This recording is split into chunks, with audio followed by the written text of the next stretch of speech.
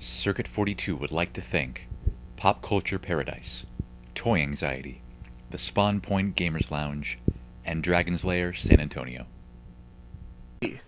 Hello, everyone! We are here on the newest episode of Geeks4Comics. I'm your host, a canned ham. Wait, no, Ian McIntosh. And I'm here with my co-host, Derrick, the big monster Superman Williams. This is not my final form! Oh, no. And we have a special guest here in the studio tonight, this studio that totally exists, Fabian Nicieza, the creator of all the things.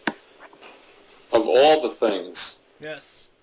Especially My Little Pony. That would include the two of you, too, and I'm not at the point right now where I'm ready to claim credit for that creation. Oh no, Fabian, you've created a time paradox.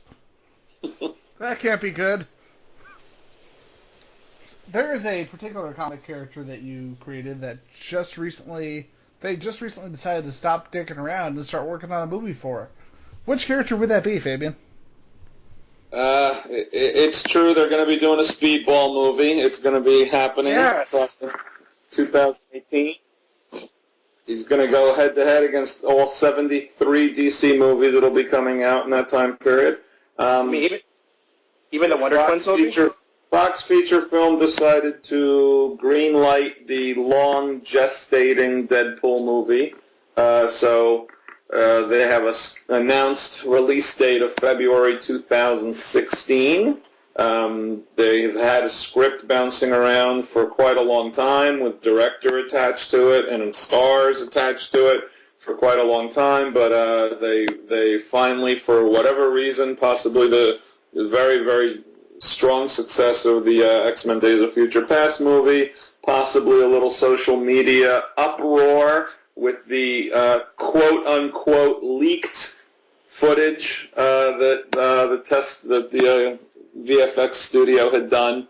All of that combined possibly led to them determining to greenlight the movie. I don't know what the budget's going to be. I don't think the script called for that tremendous a budget, but that's fine. I don't think the character requires a giant $150, $200 million movie. I think that would actually be to the detriment of the character. So hopefully they make it. Hopefully it's fun. You mean Michael Bay is not going to direct this thing? Hopefully, no. Although, to tell you the truth, I'm not a big Michael Bay fan, but find the movie he's made that hasn't made money in the last X number of years. So, you know what? If he were to direct the movie, it's almost guaranteed to be a financial success.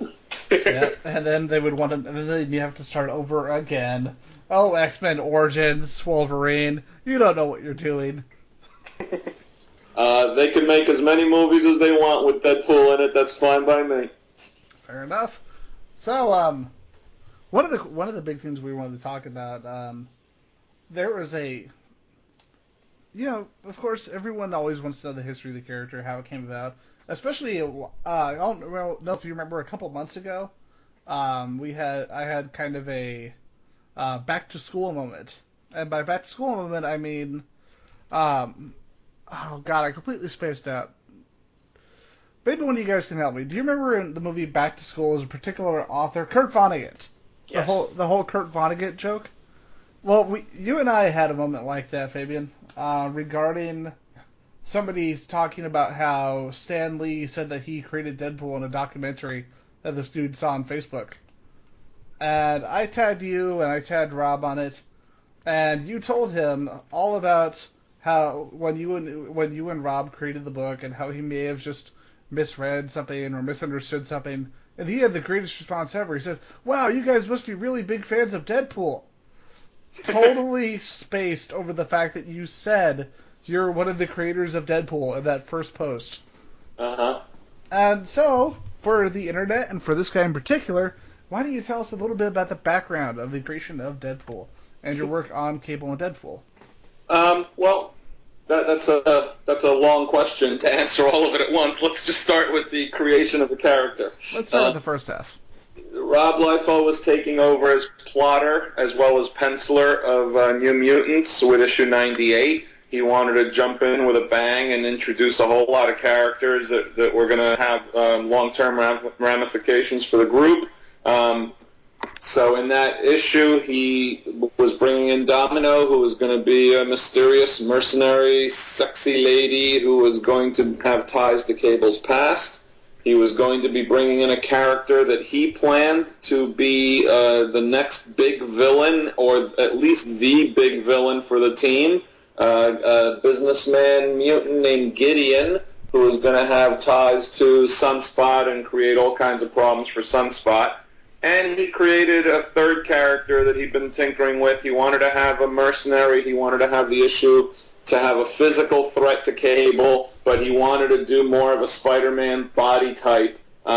So what he really did is he took two of his loves, which was Spider-Man and Deathstroke the Terminator from Teen Titans and DC Comics, and he kind of mashed them together and created the name and the visual for Deadpool, gave him some Weapon X Department H background details, but left a lot of it open.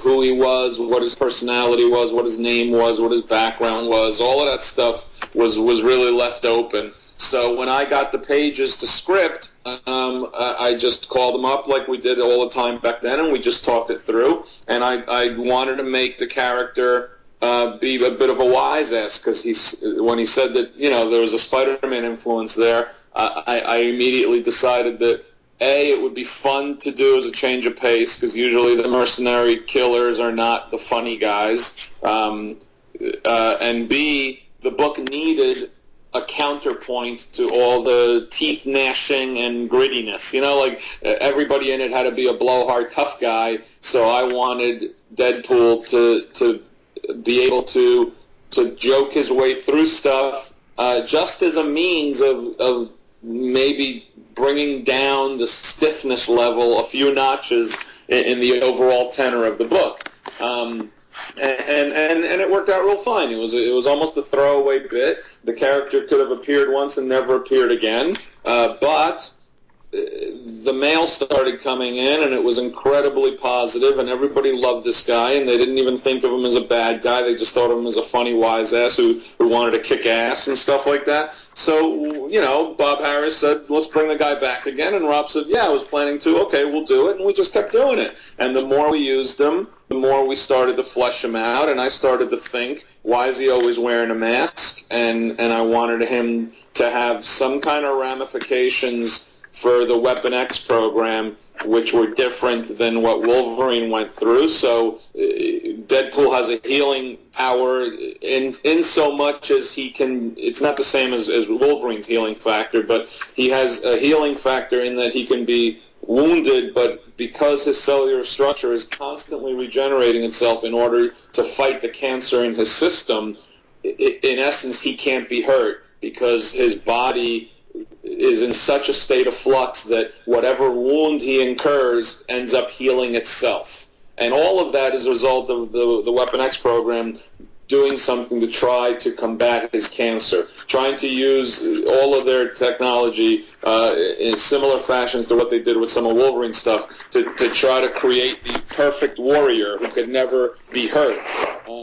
The irony was always intended that the very thing that's keeping him alive is also what makes him so tragically disfigured that he can't really function in normal society. The very thing that's keeping him alive is also the very thing that's making him insane, because his entire body is in constant state of cellular flux. That means his brain is also, which is why he's always so scattershot, why he forgets stuff as much as he did. All of that stuff was a result of the constant cellular regeneration going on in his body and his mind. It really seemed like a lot of that really came around during the miniseries, like the first miniseries, like the Circle Chase and the Now I can't remember if the miniseries with Churchill, that was the second one or the first one. That was the second one. That was Mark Waid. I didn't write that one. I got fired. I didn't get a chance to write the second miniseries after I submitted an entire proposal for it, because editorial decided that it was too dark and too.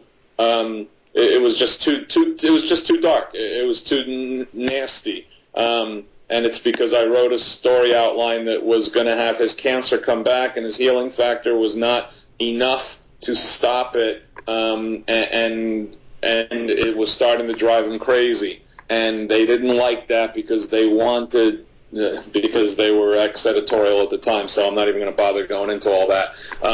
So I only wrote the first miniseries, and then I never had an opportunity to really write the character again until I wrote Cable and Deadpool. I know that when we had that when you look at Joe Kelly's run on Deadpool, I don't know if they just gave him a little bit more control, editorial loosened up a little bit, but you would get those moments. But I would have liked to have seen this. I would have liked to see a really series that kind of opened up more of his character, because I've always loved the Deadpool character, and something like that seems like it would have brought even more of that into it.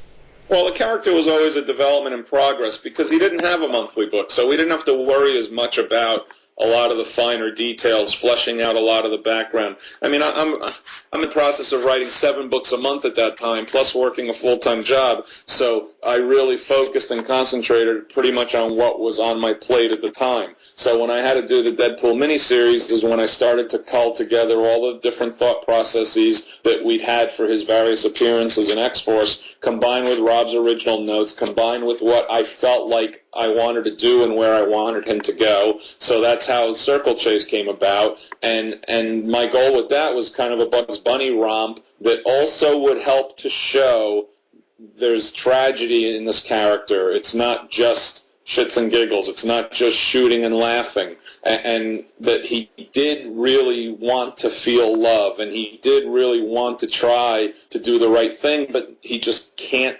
quite ever seem to get it. You know what I mean? So I think the Circle Chase did that, and again, that was just going to be one stepping stone to the next thing, which was showing a much deeper, greater depth to the character, still having the humor and the action, but doing a story that was really going to get kind of raw and dirty about what a nasty life this guy's had. I wanted to, you know, he was an anti-hero, so I wanted to really get an opportunity to dig into what made him become the way he became. You know, there's forks in every road, and what fork do you take that leads you to where you're going? And I didn't get to do that. Fine, you know, it was a huge regret at the time. It really damaged my relationship with the ex-editors at that time, and led to further consequences for my involvement in those books at that time. But it's water under the bridge because it was 20 frickin' years ago. So, you know, who gives a crap? Joe, I never read Joe Kelly's run until I got Cable Deadpool, and that was, 25 issues? So I read those issues to catch up and get an idea of what he did. And there's a lot of things I think he did which, quite frankly, I think are brilliant, because he's a really, really smart writer, and clever as hell and very witty. There's also a lot of things he did that I disagree with, and there's a lot of choices he made for the character that I would not have made, that I don't think were necessarily appropriate for the character. One thing I think he did way too much of was supernatural-oriented stuff, which I think that becomes a cheat and a conceit if you overplay it. I think the character strength really is better served in all-out, straightforward kind of action-adventure, mercenary adventure, and all that stuff. And then have the occasional alien stuff thrown in there in order to really kind of throw him off his game, as it were, or to twist what you normally see. But when it becomes the norm, then you've already stretched the character further than I think he should be stretched.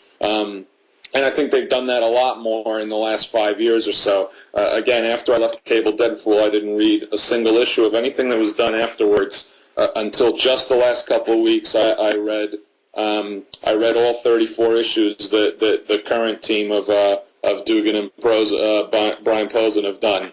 So I read all of those. And again, some really, really good stuff. There's some really funny stuff. There's some stuff they've done that I agree with 100%. There's some stuff they've done that I don't agree with.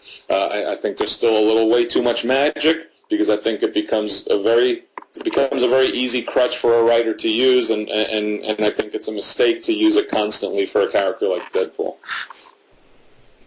I can definitely agree with you there, because I always like the fact that Deadpool has always had one foot in reality, despite the fact that he is such a manic character. Yep. But one of the things I wanted to ask you is you mentioned, reading over the Joe Kelly Deadpool work before you came into Cable and Deadpool, and you mentioned, the time when you mentioned the Circle Chase days.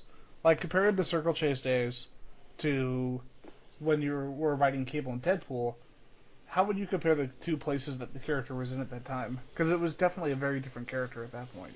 Well, I think that when it's like comparing what the Thing was like at issue 50 of Fantastic Four versus what the Thing was like in issue 3 of Fantastic Four. I mean, creatively, when you're working on a character on a monthly book, you become much more understanding of the character, much better attuned to who the character is, what they would say, how they would act, and as a result, what kind of stories you want to tell with them. And not only that, what kind of stories they want to tell you. Often a character ends up telling you the story, that they want to tell, or at least telling you how that story should unfold based on who they've become. You know what I mean? So you're talking about Circle Chase, which came out after Deadpool had made maybe, 5 or 6 appearances total in X-Force? And all of those were all like 4, 5, 6-page bursts, and that was it, So the Circle Chase was the first chance to even get an opportunity to flesh out his thought processes, the kinds of characters that he works best going up against, trying to develop a little bit of a supporting cast by creating Weasel and things like that. But it's really, really raw. It's really early in the whole ball game. I mean, by the time Kelly came aboard, at least the character had probably somewhere around 20 appearances by then. There's a foundation enough that Joe can then take that monthly book and do a lot more with it. There's a lot more you can do with a monthly book even than with a miniseries, because usually a miniseries is like writing a movie screenplay as opposed to a monthly series, which is like writing a television show. You have in a miniseries you have a much more finite set of pages that have to be in service to a story that should have a beginning, a middle, and an end. Right, so it should have an Act 1, an Act 2, and an Act 3. And a monthly comic is much more along the lines of writing a television series where there's a greater ebb and flow. You can introduce a lot more elements. You can let some elements rest for a couple months and bring them back. So it's just very, very different kind of writing. And Joe got to write a monthly comic with the character, which meant he got to develop a whole bunch of the kinds of stylistic tropes, the kinds of supporting characters he would need, the kinds of villains he wanted him to go up against, in a much more controlled fashion than you can really do in a miniseries.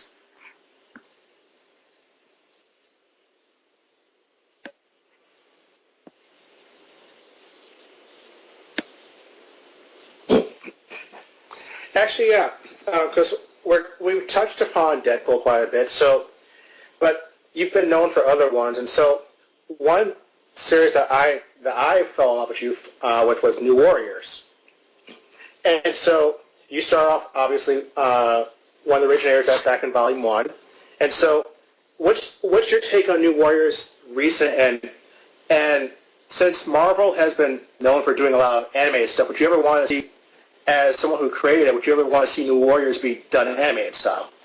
Yeah, I think that New Warriors would make an excellent animated TV show, the same way that Teen Titans has for DC. But I think that New Warriors, the strength of the original New Warriors book is that some of those characters were established, and some of those characters had a history already, which allowed for a combination of audience recognition, audience anticipation, audience uncertainty, because some of them hadn't been fleshed out to that great a degree, and it allowed for an established set of characters with established personalities to intermingle with newer characters with new personalities. And all of that brought out the best in all of those characters. That dynamic, that group dynamic of those characters clicked.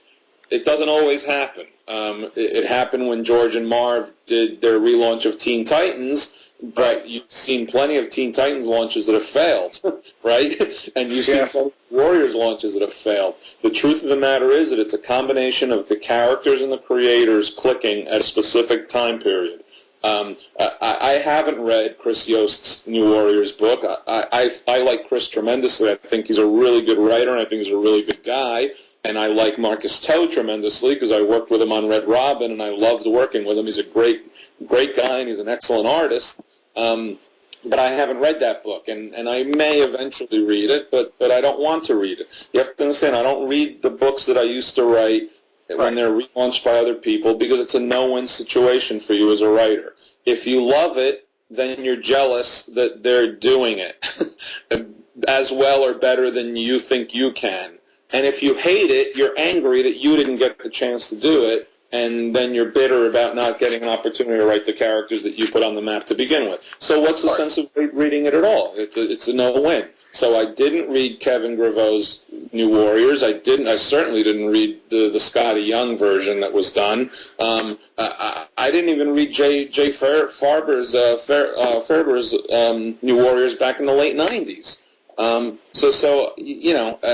can't answer whether they're good or not, what they've done right or wrong. It wouldn't be my place to do so anyway. The truth of the matter is that they've relaunched it several times. It hasn't really succeeded once. And my personal opinion is that the best chance that series has of ever succeeding is having me write it, and hopefully someone like Mark Bagley or like Derrick Robertson drawing it, because we understand the DNA of what that is. You know why we understand it? Because we created it. So Exactly.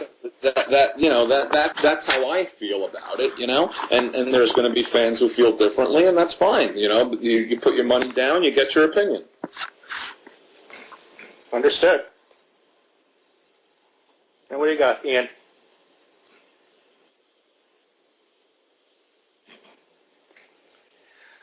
Well, let's see here. So we've touched upon. Well, we'll put you on the spot here. So you've been known for several things. We've touched upon Deadpool. We touched upon New Warriors. You even helped bring Thunderbolts around. So if you had to pick a creation that you had your hand in and bring to fruition, what would be your favorite? The one I was always most proudest of, because that I think that my first 2 years and my 4 years overall on the title were very consistently strong. I think that we really built and developed something that was very entertaining, that had a really strong following, and a group of fans who really felt like they were a part of something by being a fan of that book. And we, at one point we had really, really good sales numbers. We were selling 250,000 copies a month for quite a long time there before the bottom started dropping out on the whole industry.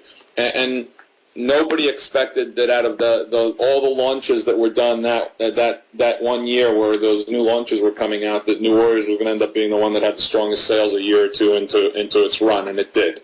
And I'm pretty proud of that, because I watched sales go up as the series was going along, which meant like issue 7 or 6 was selling more than issue 1 did. That doesn't happen that often. So in that regard, I always felt very, very proud about that book. It was my first mainstream Marvel superhero book. As a monthly writer, I got to play in a playground that I'd wanted to play in my entire life, and I had a really good time doing it. I worked with excellent artists and Mark Bagley and Derrick Robertson, so the book ended up, for the most part, being a sheer pleasure.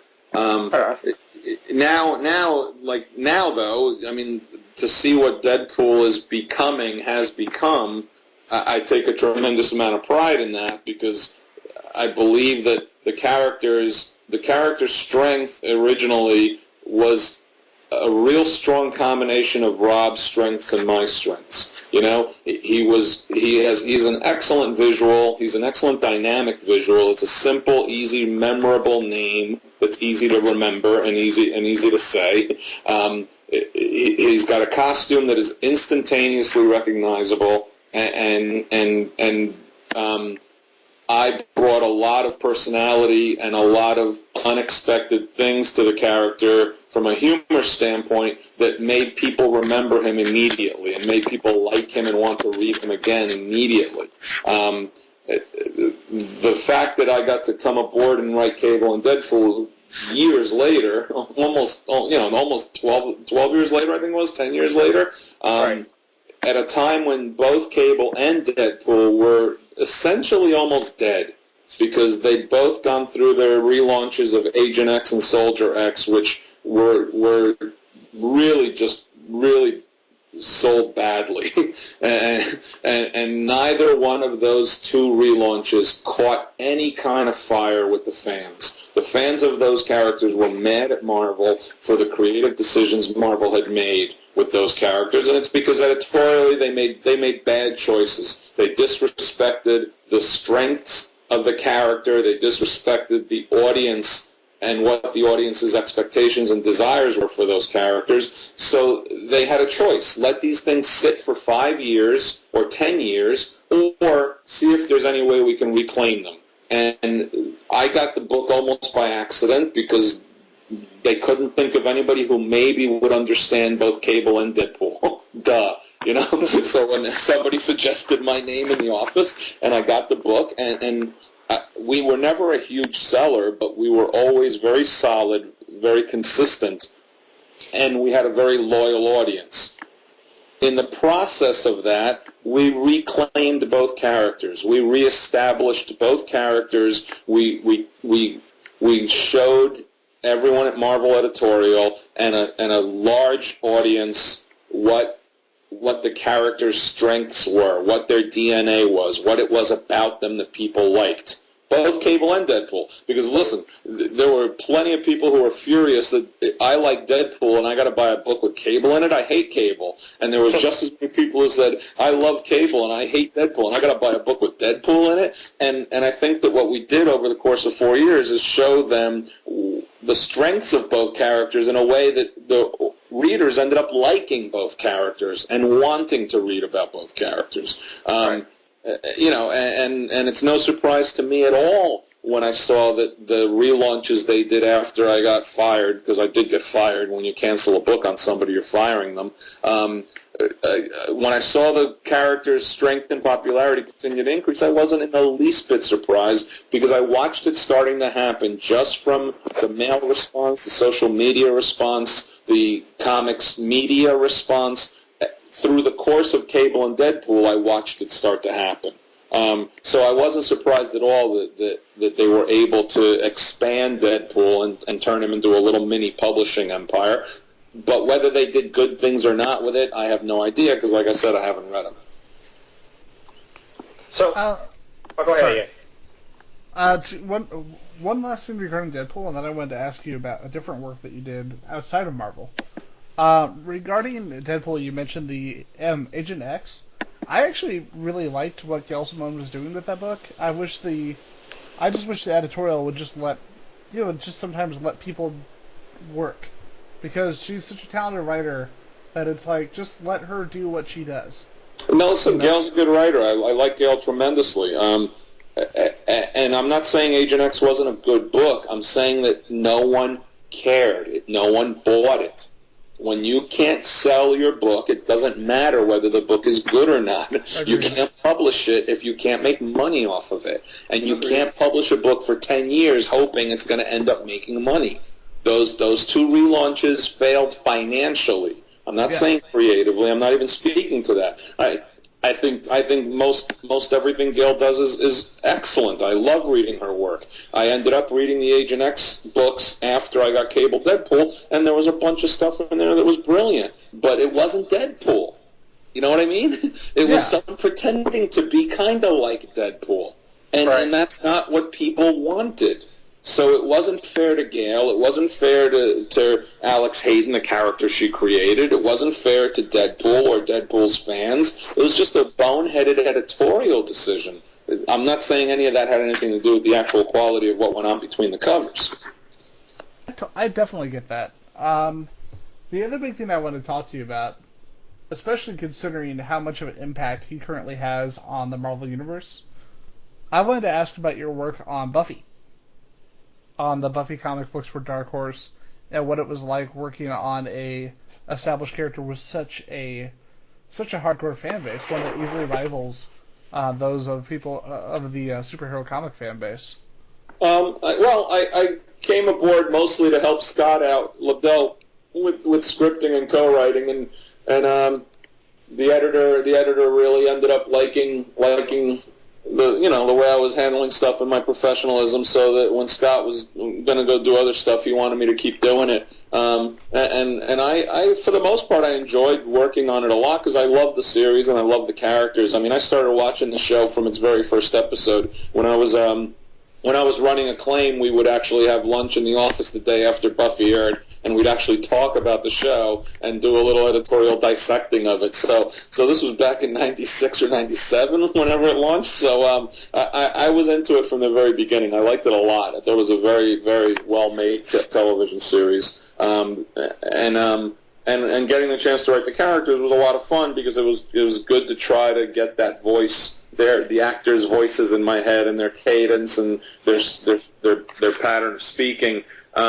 The only real story I got to write on my own was the last arc, which was A Stake to the Heart. That was really all me. Everything else was all either stuff I co-plotted with Scott and wrote the dialogue for, or Scott plotted and I wrote the dialogue for. So my only real opportunity was those last.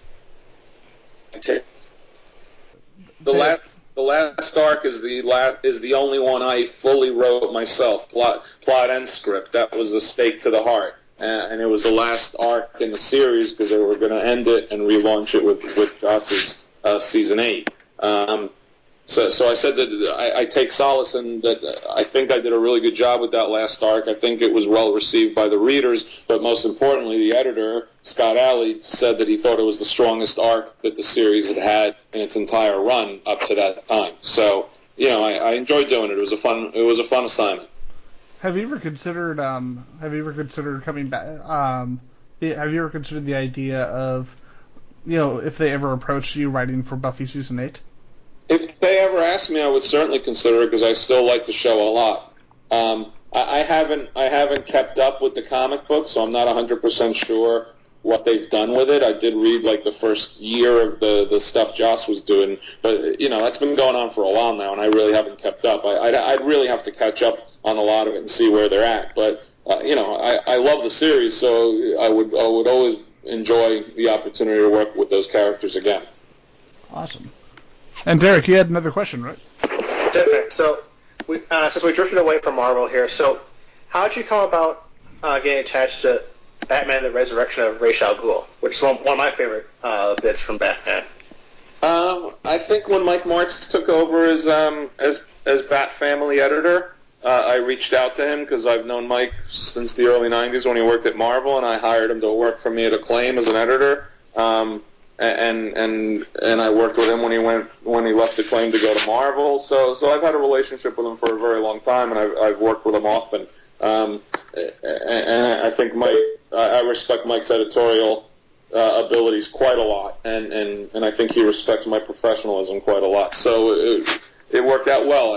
I think that he needed some help with Robin because they were having some difficulties with Chuck Dixon, and I think that they knew he wasn't going to be writing the book much longer for whatever reason was going on there. And I respected Chuck tremendously, and I loved his work on Tim Drake a lot. Robin and Tim Drake and Dick Grayson, Nightwing / Robin are some of my favorite characters in comics. So even though the situation with Chuck wasn't a comfortable one for them, I was very excited about the opportunity to get to work on on Tim Drake. I jumped at the chance when I got to write a couple fill-in issues, and they liked what I did enough that they asked me to keep writing the book. And knowing that it was going to be canceled, because they knew when I started writing my Robin arc with Freddie Williams, we knew what our last issue was going to be all along. We knew the book was going to be canceled because we knew they were doing a whole bunch of stuff as part of all the Grant Morrison stuff going on. So I just spent a good 2 year, a little more than a 2-3 year run where I was involved heavily in a lot of the stuff that was going on in those different titles. Right. And sometimes it was a tremendous amount of fun and wonderful opportunities to get to write some of these characters that I've liked since I was 6-7 years old. And other times it was incredibly infuriating because, it was a great opportunity to work on a storyline that Grant was developing, but Grant develops to his own muse, so sometimes that's difficult in a coordinated universe. I don't know what to say regarding that because all my co-hosts can tell you I'm an unabashed Grant Morrison fanboy. But I actually really like the collaboration between you, Morrison, and Dini on that. It had a very natural flow, which generally when you have that many cooks in the kitchen, you tend not to see that, you know? Well, if you feel it had a natural flow, then we either did a tremendous job faking it, or you did an awful job reading it, one or the other. I'm going to go with the first one, because I'm awesome. All right, Derrick, did you want to wrap up the shows, ask all the questions? Well, I feel that we've asked all the questions that we're going to ask tonight, and Fabian's been gracious enough to let us spend his ear for this evening. So I want to go ahead and take a moment to thank Fabian for stopping by. And where can we find you, Fabian?